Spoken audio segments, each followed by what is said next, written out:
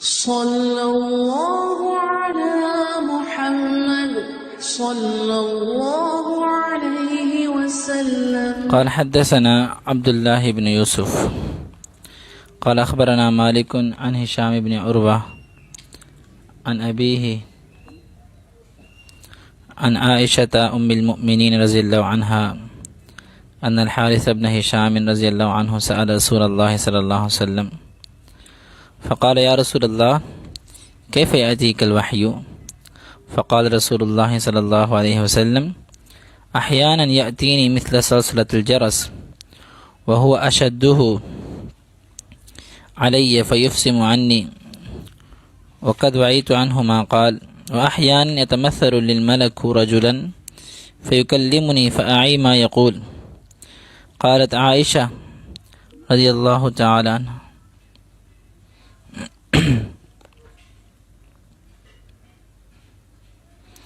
قالت عائشة رضي الله عنها ولقد رأيته ينزل عليه الوحي في اليوم الشديد البرد فيفصم عنه وإن جبينه ليتفسد عرقا.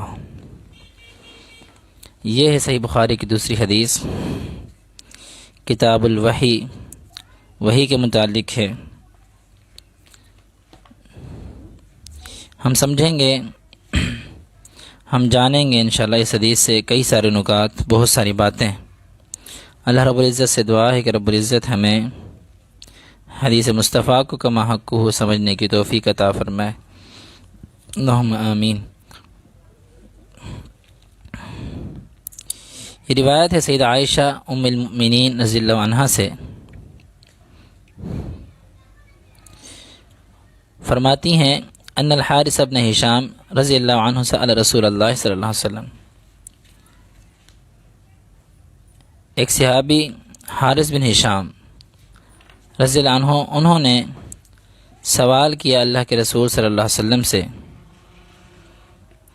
فقال انہوں نے کہا یا رسول اللہ، اے اللہ کے رسول صلی اللہ علیہ وسلم، کیف یاتیک الوحی، حضور آپ پہ وحی کیسے نازل ہوتی ہے؟ فقال رسول اللہ صلی اللہ علیہ وسلم، تو آپ علیہ الصلوۃ والسلام نے وحی کے نزول کی کیفیات بیان کی۔ فرمایا احیانا، کبھی کبھار، یأتینی مثل صلصلۃ الجرس، کبھی کبھار یہ وحی میرے پاس آتی ہے گھنٹی کے بجنے کی طرح، مثلا کی طرح، سلسلہ الجرس، الجرس گھنٹی کو کہتے ہیں، سلسلہ گھنٹی سے بجنے سے جو آواز آتی ہے اس طریقے سے مجھ پہ وحی آتی ہے، وہو اشدہ علیہ، اور یہ جو وحی کا اس وقت کا آنا ہے نا، اس طریقے سے آنا ہے، اس کیفیت میں آنا ہے، یہ مجھ پہ سب سے زیادہ سخت ترین صورت ہوتی ہے وحی کی۔ فیفصم عنی، فیفصم، جب یہ کیفیت ختم ہو جاتی ہے، انی مجھ سے، وقد وعیت، اور یقیناً وعیت میں یاد کر لیتا ہوں، عنہ اس وحی سے جو کچھ بھی اللہ کی طرف سے آیا ہوتا ہے، ما قال، جو کچھ بھی اس فرشتے نے کہا ہوتا ہے وہ میں سارے کا سارا یاد کر لیتا ہوں۔ وَأَحْيَانًا، اور دوسری صورت، کبھی کبھار، یتمثل للملک رجلا، یتمثل کا مطلب ہوتا ہے کسی کی صورت اختیار کرنا، صورت اختیار کرتا ہے لی میرے لیے، الملک فرشتہ، رجلاً ایک آدمی کی، فیکلمنی، پھر وہ مجھ سے گفتگو کرتا ہے، یعنی آدمی کی صورت میں آتا ہے فرشتہ، فاعی ما یقول، تو میں یاد کر لیتا ہوں وہ ساری باتیں جو فرشتہ کہتا ہے۔ قالت عائشہ رضی اللہ عنہا، سیدہ عائشہ رضی اللہ عنہا فرماتی ہیں وَلَقَدْ رَأَيْتُهُ، یقیناً میں نے دیکھا ہے آپ علیہ الصلوۃ والسلام کو، ينزل علیہ الوحی، کہ آپ پر وحی کا جب نزول ہوتا تھا، فی الیوم الشدید البرد، سخت سردی کے دنوں میں، فیفصم عنہ، پھر جب آپ سے وحی ختم ہوتی، وَإِنَّ جَبِينَهُ، یقیناً آپ کو جو پسینہ تھا، لِيَتَفَسَّدُ، آپ کی جو پیشانی تھی، جبین پیشانی، لِيَتَفَسَّدُ عَرَقًا، اس سے پسینہ بہہ رہا ہوتا، آپ کی پیشانی پسینے سے شرابور ہوتی۔ یہ کچھ صورتیں آپ نے ترجمے کے ساتھ سماعت کی ہیں۔ اب چلیے اس کے نکات کی طرف اور اس سے نکلنے والے اسباق کی طرف۔ سب سے پہلے اس روایت میں ان عائشہ ام المؤمنین کے لفظ آئے ہیں۔ پہلا نقطہ یہ ہے کہ ہمیں جس طرح قرآن سے یہ بات ثابت ہوئی النبی اولا بالمؤمنین من انفسہم وازواجہ امہاتہم، ان کی جو بیویاں ہوتی ہیں وہ ان کی مومنوں کی مائیں ہیں۔ تو پہلا نقطہ تو یہ ہے، حدیث سے بھی ہمیں اس کی تصدیق مل گئی۔ عن عائشہ ام المؤمنین، سیدہ عائشہ رضی اللہ عنہ کون ہیں؟ جو مومنین کی ماں ہیں۔ ان الحارث بن ہشام رضی اللہ عنہ سأل رسول اللہ صلی اللہ علیہ وسلم۔ اب سیدہ عائشہ رضی اللہ عنہ کی امانت دیکھیے، کیا انہوں نے اللہ کے نبی صلی اللہ علیہ وسلم کے ساتھ کافی عرصہ نہیں گزارا، لیکن وہ خود سے نہیں کہہ رہی کہ میں نے اللہ کے نبی صلی اللہ علیہ وسلم کو دیکھا یا آپ کے اوپر اس طرح وحی کا نزول ہوتا، وہ بالکل بیائی نہیں، جو صورتحال اس وقت ہوئی تھی وہی صورتحال ہمارے سامنے پیش کر رہی ہیں۔ پہلا نقطہ کہ ہمیں عقیدہ رکھنا پڑے گا کہ سیدہ عائشہ رضی اللہ عنہ ام المؤمنین ہیں۔ دوسرا نقطہ کہ سیدہ عائشہ رضی اللہ عنہ کی امانت اور دیانت، کہ انہوں نے ان الحارث بن ہشام رضی اللہ عنہ سأل رسول اللہ کہہ کے یہ بات ثابت کی کہ یہ بات میں نے نہیں سنی اور نہ ہی میں نے سوال کیا۔ وحی کے متعلق سوال کرنے والے صحابی کا نام بھی ذکر کیا، وہ کون ہے؟ حارث بن ہشام رضی اللہ عنہ۔ اس سے ہمیں یہ سبق ملتا ہے کہ ہم بھی جب کوئی ایسی بات ہو، کوئی ایسا معاملہ ہو جہاں پہ کسی اور کی تعریف بنتی ہے تو کسی اور کو اس کا حق دینا چاہیے، اپنے آپ کو مقدم نہیں رکھنا چاہیے، یا دوسرے لفظوں میں اپنے نمبر نہیں بڑھانے چاہیے۔ ہمیں اپنے آپ کو جہاں موخر رکھنا ہے وہاں موخر رکھیں، جہاں لوگوں کو مقدم کرنا ہے وہاں لوگوں کو مقدم کریں۔ یہ چیز ہمیں اس حدیث سے ملتی ہے۔ تیسری بات، سأل رسول اللہ صلی اللہ علیہ وسلم، کہ صحابی رسول کا اللہ کے نبی صلی اللہ علیہ وسلم سے سوال کرنا۔ صحابہ اللہ کے نبی صلی اللہ علیہ وسلم سے سوال کیا کرتے تھے، تو ہمیں بھی کسی چیز کا اگر علم نہ ہو تو شرم و شرمی میں ہم خاموش نہ رہیں، ہمیں سوال کرنا چاہیے۔ اور یہ حدیث اللہ کے نبی صلی اللہ علیہ وسلم کی، جب تم سے کوئی سوال کرے، تمہیں آتا ہے جواب تو کہہ دو، اس کو جواب دے دو، اگر نہیں آتا واللہ عالم کا۔ اور یہ اللہ کے نبی صلی اللہ علیہ وسلم کا بھی طریقہ تھا، آپ واللہ عالم کہا کرتے تھے جب آپ کو اس کا جواب نہ آتا۔ چوتھی چیز، فقال یا رسول اللہ، اللہ کے نبی صلی اللہ علیہ وسلم کو یا محمد نہیں کہا۔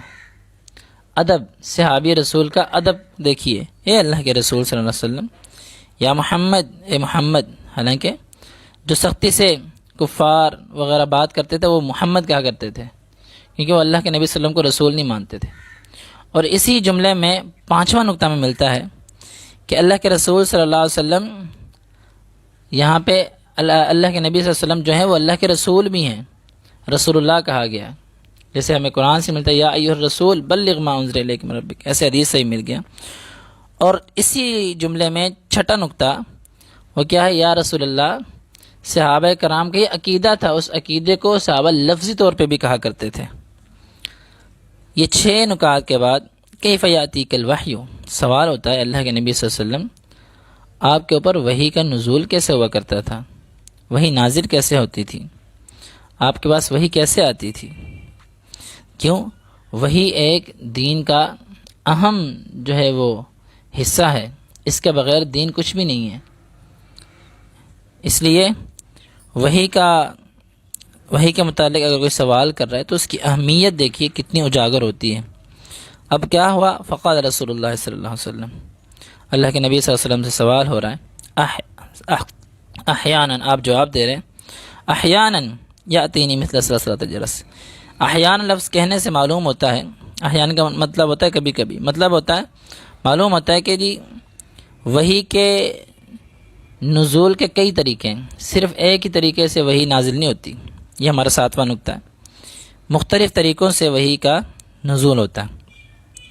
تو اس میں اب ایک طریقہ کیا ہے؟ یاتینی مثل صلصلۃ الجرس، گھنٹی کی آواز کی طرح وحی آتی ہے۔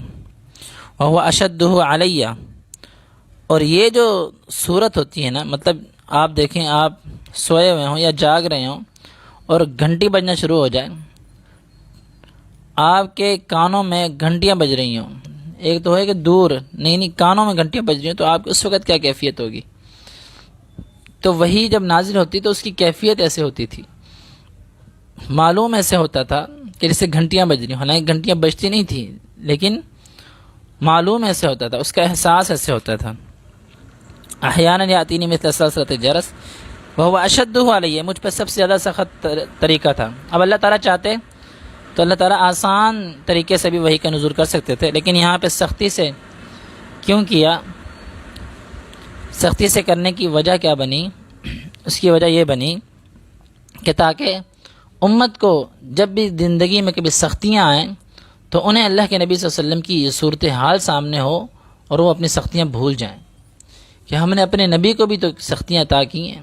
یہ 8واں نقطہ ہے، اس نقطے کو سمجھیے کہ آپ علیہ الصلوۃ والسلام پہ آسانی سے وحی کا نزول ہو سکتا تھا، اللہ تعالیٰ کر سکتے تھے، اللہ ان اللہ علی کل شیء قدیر، اللہ ہر چیز پہ قادر ہے، لیکن یہاں پر اللہ کے نبی صلی اللہ علیہ وسلم کو اتنی سختی کے ساتھ وحی آپ صلی اللہ علیہ وسلم پہ بھیجی جا رہی ہے، تو معلوم ہوتا ہے امت کو یہ بات سکھانی تھی کہ زندگی میں جب بھی سختی والے معاملات آئیں آپ کو صبر کرنا چاہیے۔ اور بالخصوص یہاں سے ایک اور بات نکلتی ہے، جیسے اگر کوئی بچے آپ کے پاس آ کے تنگ کرنا شروع کر دیں، گھنٹیاں بجانا شروع کر دیں، آپ ان کو بجائے مارنے کے پیٹنے کے پیار محبت سے سمجھائیں کہ یہ سختی ہمارے نبی نے برداشت کی ہے۔ اور بھی اس طرح کے بے شمار نکات نکل سکتے ہیں۔ آگے چلتے ہیں۔ وقت وعید فیفصم عنی، جب وہی جو ہے مجھ سے ختم ہو جاتی، وہ چلے جاتا جبریل، وقت وعید تو عنہ ما قال، تو میں اس سے یاد کر لیتا۔ یہ بھی ایک اہم بات ہے، 9واں نقطہ کہ وحی کو یاد کرنا۔ جو بندہ آج وحی کو یاد کرے گا وہ کس کی سنت پہ عمل کر رہا ہے؟ اللہ کے نبی صلی اللہ علیہ وسلم کی سنت پہ، یا آپ علیہ الصلوۃ والسلام کی سنت ہے وحی کو یاد کرنا۔ اس لیے ہمارا 9واں نقطہ یہ بات ہمارے سامنے پیش کرتا ہے کہ اللہ کے نبی صلی اللہ علیہ وسلم جب وحی کو یاد کیا کرتے تھے، ہمیں بھی وحی کو یاد کرنا چاہیے۔ اور وحی کی 2 قسمیں ہیں، ایک وحی جلی ہے، ایک وحی خفی ہے۔ وحی جلی قرآن حکیم ہے، وحی خفی حدیث مصطفیٰ ہے، یہ دونوں وحی ہیں۔ جیسے اللہ قرآن میں فرماتے ہیں وما ينطق عن الهوى، میرے نبی صلی اللہ علیہ وسلم جو ہیں وہ اپنی مرضی اپنی خواہشات سے نہیں بولتے، ان هو الا وحی یوحی، ان کی طرف جو وحی ہوتی ہے وہ اسی سے بولتے۔ یہاں پہ ایک اور بات سامنے آتی ہے، 10واں نقطہ، وقد وعیت عنہ ما قال، ما قال کے لفظ سے جو اس نے کہا، اور آگے بھی اس کا ذکر آئے گا فرشتے کا بالخصوص نام لے کے، وَأَحْيَانًا يَتَمَثَّلُ لِلْمَلَكُ، فرشتہ، کہ وہی جو ہے وہ اللہ فرشتے کے ذریعے بھیجا کرتے تھے۔ صرف ایک مقام یا وہ خاص مقامات جس میں اللہ تعالیٰ خود یا تو الہام کر دیتے اپنے نبی صلی اللہ علیہ وسلم کو، یا آپ نے جو معراج پہ آپ کو بلایا تو سدرۃ المنتہا تک صرف جبریل علیہ السلام اور اللہ کے نبی گئے، پھر وہاں سے آگے صرف اللہ کے نبی گئے، جبریل علیہ السلام وہاں رک گئے۔ تو اس کے بعد کے جو مراحل ہیں وہ اللہ کے نبی صلی اللہ علیہ وسلم نے خود طے کیے، اور اللہ تعالیٰ سے آپ ملاقات کر کے ہیں لیکن آپ کو دیکھا نہیں۔ اس عقیدے کے ساتھ ملاقات ہوئی ہے، بات چیت ہوئی ہے، کلام ہوئی ہے اللہ سے، لیکن آپ صلی اللہ علیہ وسلم نے اللہ تعالیٰ کو دیکھا نہیں ہے۔ تو یہ ایک 10واں نقطہ ہمارے سامنے آتا ہے کہ وہی فرشتہ لے کے آیا کرتا تھا۔ 11واں نقطہ وَأَحْيَانًا يَتَمَثَّلُ لِلْمَلَكُ، کہ فرشتہ کسی آدمی کی صورت اختیار کر سکتا ہے۔ یہ بھی ہمارا عقیدہ ہونا چاہیے کہ فرشتہ کسی نہ کسی آدمی کی صورت اختیار کر سکتا ہے، اور یہ آج بھی ممکن ہے۔ مثال کے طور پہ آپ کہیں پھنس چکے ہو، کہیں پریشانی میں ہو، لیکن آپ نمازی ہو، آپ مسجدوں کے ساتھ جڑے ہوئے ہو، آپ کا تعلق مساجد کے ساتھ قائم ہے، تو آج بھی اللہ تعالیٰ فرشتوں کو آپ کی مدد کے لیے بھیج سکتا ہے، خواہ وہ انسانی شکل میں آئیں۔ جس طرح ایک حدیث ہے سلسلہ صحیحہ کی، اللہ کے نبی صلی اللہ علیہ وسلم نے فرمایا ان للمسجد اوتادا، کچھ لوگ مسجدوں کی کیلیں ہوتی ہیں، کیلیں، میخیں،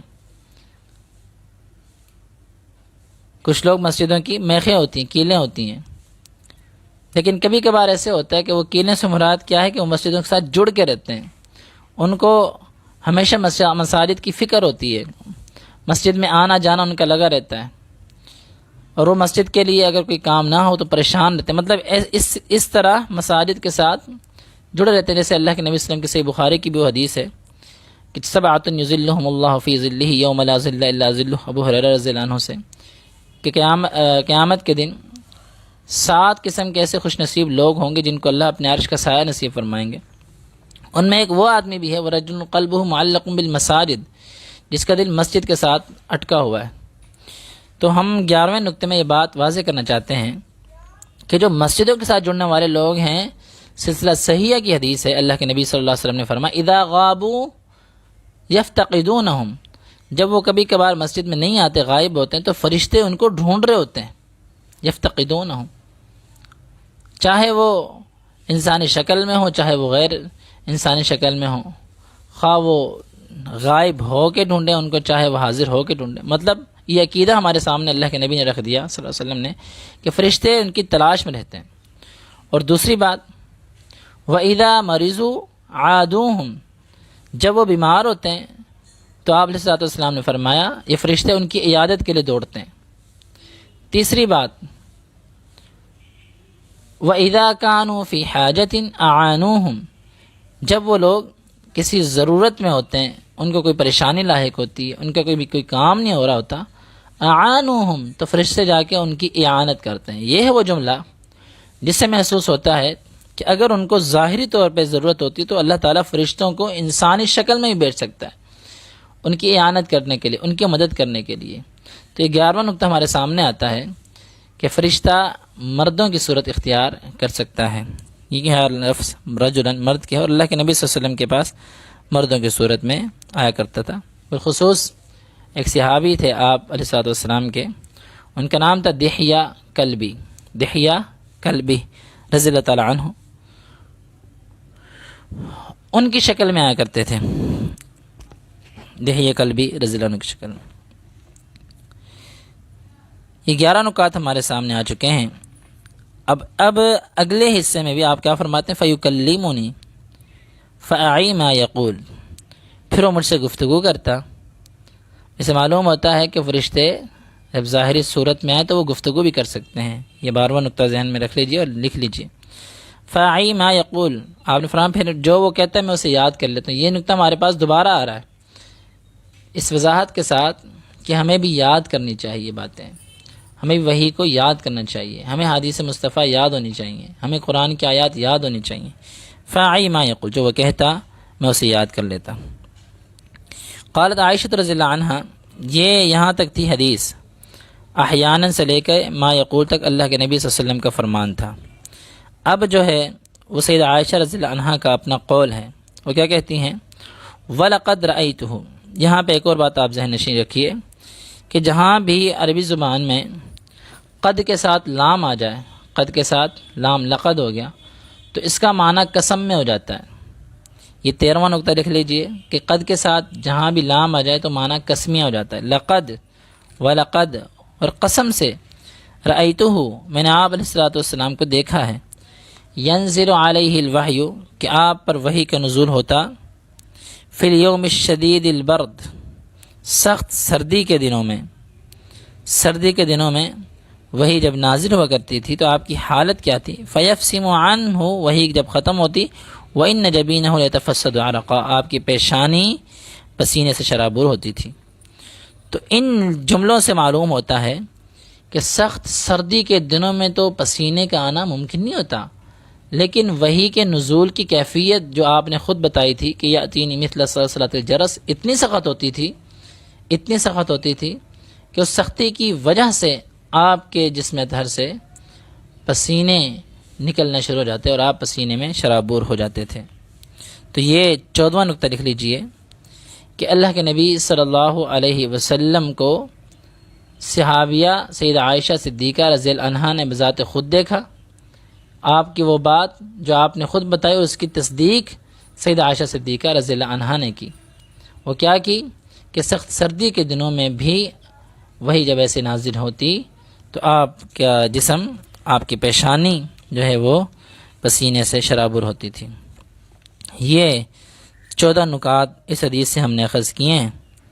اس حدیث سے بالخصوص بنیادی طور پہ ایک ایسا سبق جو ہم نے سیکھا ہے، ان الحارث بن ہشام رضی اللہ عنہ سأل رسول اللہ صلی اللہ علیہ وسلم، یہ والا سبق کہ جو شخص مقدم ہے اس کو مقدم کرنا چاہیے، اس کی جو تعریف بنتی ہے وہ اس کو دینی چاہیے، وہ چھپانی نہیں چاہیے۔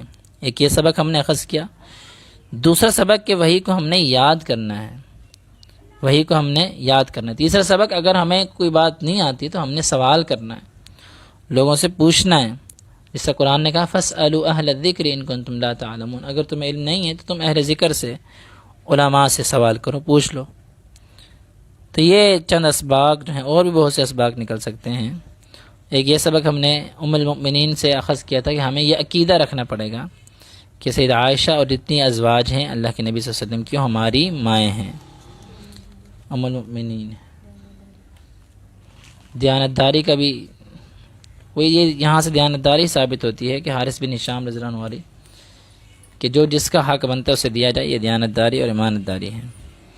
یہ چند اسباق اور چند نکات ہم نے اس حدیث سے اخذ کیے ہیں، یہ آپ لکھ لیجئے، اسے لکھا کیجئے تاکہ زندگی میں آپ کو فائدہ دے۔